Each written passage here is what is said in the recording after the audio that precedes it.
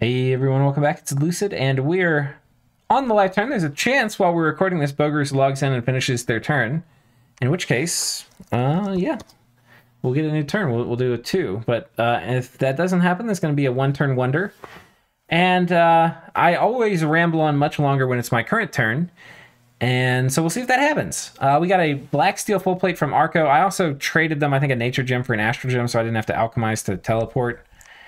And our god is here. And Marignon did move his big army out here, and we have pinged it, so we know it's present. And he's got a bunch of these city guard, which are pretty good super combatant killers. They've got these glaives, which do a ton of damage. They got a crossbow stack, which are pretty good against super combatants. They've got these adepts, which are running around. They don't have any gems. They're not going to be very good without gems. But they can do Phoenix Power. I think right now he's using them mostly to do like Fireball spam. Magma Bolts. So, that's cool. We take this without incident. Marignon raids this, which I like that they're doing some little budget raids here. They had gems on these mages too, but it didn't trigger. We didn't have enough PD. So that's cool. They take this with no losses. There's a Forgotten Village here. Oh, goodness. I don't even know if I realized that. Because that's kind of sick, actually. We want that Blood Slave. I don't think I noticed that before. So yeah, that puts us up at 4 Blood Slaves turn. We're getting reasonably close to being able to empower. So the plan is, so Arco patrolled out our scout here. Shame on him. But he's got a big pile of elephants. He's got these guys and some archers. And some crossbowmen. I don't know. He didn't get body ethereal on them. I'm not really sure how that worked itself out. Did these guys not have enough HP density to attract it? Because normally ethereal goes for HP density. Oh yeah, it's going on these guys. Yeah, he might have to figure out what I don't know what you need to do to make it target these guys. Because I guess these have more per square. 5 per tile. Yeah, I think that's more. So, maybe if they're far enough away, the Precision Malice will make them target the elephants. I'm not exactly sure. But however it is, these elephants really want ethereal. Decent mage commitment from Arco as well. He's got 3 mystics, 7 Orphic mystics, and 1 Panagesis, or whatever you call it. Oh, I should see. He might be able to convert my nature into death for me. Which I don't really have a big nature income, but it's worth thinking about. We get a bad event here, too. We get Troll Dung has been found, which means we're going to get attacked by trolls. He'll just murder this. I thought about, oh, do I PD them? It can be up to 36 trolls. On average, it's going to be closer to, I don't know, like 16 or 20 or whatever. But yeah, it's a lot of trolls. A lot of trolls. And they will just murder Bakemono. I mean, the thing is, they have 15 protection, so the Bakemono are going to be doing basically chip damage. I haven't tested it. I mean, Bakemono have way better attack density, but pretty sure, like, if it's a high roll of 30 trolls, it would take a tremendous amount of PD here to take it. So we're not going to play that game. We're just going to let it take it, and we'll probably have to send our god in to kill the trolls. Our god should be able to do it with, like, invulnerability. I think our god gets up to like 35 mundane protection, which will turn the troll damage into chip damage, and then with body ethereal, and astral shield and stuff, we'll make pretty quick work of them, I think. And we're getting reasonably close to Alt 6, which will also give us Soul Vortex. But this turn we're rolling out against these guys. Now there's a few important things for this fight. The first one is that we'll be fighting in the cold, because it is the middle of winter. So we'll be fighting in cold 1, and our god is cold-blooded. And that is not a good combination. In addition, we have a tremendous amount of fatigue from this armor. So we're at encumbrance 10. That's pretty rough. Fortunately, we have cold resistance, so we're not getting like a cold malice from just severe cold, only from the cold-blooded part. But yeah, we're basically going to be counting on everything to kill itself with the aura. The script here is, so we're coming in with a lot of hit points. Regen's not going to take effect for a while, so we're going to do invulnerability, body ethereal, personal regen.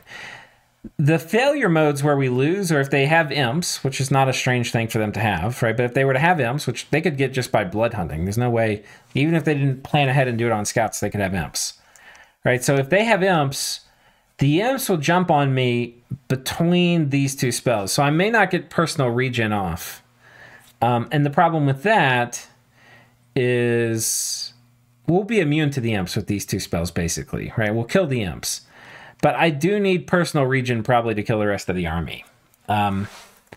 Skeletal body is going to be nice. Elemental fortitude, kind of nice. For the melee attacks, astral shield's going to be better. Then what are we really getting out of elemental fortitude? There's no air mages.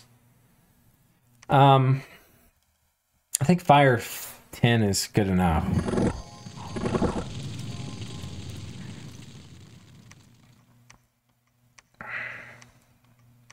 We already have cold resistance. Yeah, we don't really get anything out of it. Okay, we'll do skeletal body here. Not skeletal body, astral shield. Now, there's an argument to be made for resist magic. Like, there's a chance we get blinded. These are just... Our god's going to hopefully be off duty for a little bit while we blood hunt to get our first empowerment of a scout. Blood is a very important part of our strategy. Not like we're going to be a blood power, but I need to make Gift of Kurgi at a minimum, and I'd like to have a few vampires. But the vampires really is like more of a late game thing. We're going Construction 8, and we're going to need Gift of Kurgi.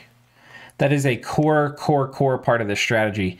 And I'd like for us to have a blood income, not just from our god by the time we do it. So I'd like to have like 2 scouts by the time we get Construction 8. We have paths we can go. I think I have to get Enchantment 5 before I think it's too greedy to go straight for Construction 8. We just don't get hardly anything along the way. Yeah, it's a little sad. But Enchantment 5 is going to give me Twiceborn, which I really want. And then it's going to give me where I can maybe throw together some resistances if I have to in a pinch. But it's also going to give me Horde of Skeletons. Horde of Skeletons is just so good. And if I can ever squeeze out of water and power, Foul Vapors is going to be really nice on my god. So, yeah, that's mostly that. And then, you know, Enchantment 6 also, if things get tight, like we're going into a hard battle, I will almost certainly stop construction research and go for Rigor Mortis. There's just so many good things. Evocation 6 is going to give us Banefire. Going Construction 8, we forsake a lot of things, but this build really does not come online until I hit Construction 8. So I want to hit Construction 8 at like turn 35 rather than turn 45. Because that is when this build comes online.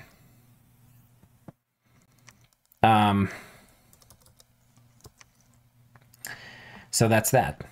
We're going to be hitting this turn with this army, and our god's coming in the magic phase, right? So god's coming in, boop, boop, boop, and then we hit this. There's some chance that Arco takes this army in his capital and comes over here. If that is the case, then we would have to fight with our god and these guys. So one of the things I've done is I put my god on attack rear, and that's so that hopefully my god runs down the middle and doesn't poison all my crossbows to shit. But I imagine he poisons all my crossbows to shit if we bump. But that's just the name of the game at this point. And I really need to get down here before any of the vultures show up. Even if I only get 4 provinces out of this war, this is kind of fine. Or 5 provinces. That's fine, especially if I can find some magic sites here. There are funny things that could happen, like Marignon could attack this and either fail, because I put enough PD where it's not guaranteed he's going to take it, and then get killed by the trolls this coming turn. That would be really funny. In fact, it's funny enough, I probably should move a scout here, because if the trolls kill me, will I see... I'm not sure. We're going to go ahead and move the scout here just in case. But yeah, I'd like to take this back. We're also marshaling more troops down here. We got attacked by barbs here too, which sucks. The PvE experience is continuing. We're moving some of these tomb guards. It should be enough to kill 30, 40 barbs. Especially with some skeleton support coming from Utu. So he'll bless them, and then hopefully this is enough to kill him. We'll probably take some losses. But hopefully with skeletons and whatnot, it'll be okay. Do we have... Yeah, we just have enchantment 3, so it's the mage isn't going to add a ton of value, but if it's close, he'll probably swing it. It'd be a shame if I actually lose. I probably will lose like 7 or 8 guys to this. I mean, these guys are a significantly better unit than barbs, and they can kind of take a few hits from them, but it's not going to be pretty. Yeah, it's a pretty exciting turn just because we're jumping on top of an army. This is kind of like why we got our god. It's in enemy Cold Dominion, which is like the worst case scenario for our god. But the other thing that's worth pointing out is that next turn it's going to be late winter, and these cold ones that you see in all 3 of these provinces should, air quotes, should go back to neutral temperature. And if that's the case, I can reset in a lab again next turn. And then I'll probably either blood hunt this province or site search it with my god. Hard to say. It's a throne that's a mountain. I'll probably site search it. Just, there's a chance I find a good astral site or something, and that would be good.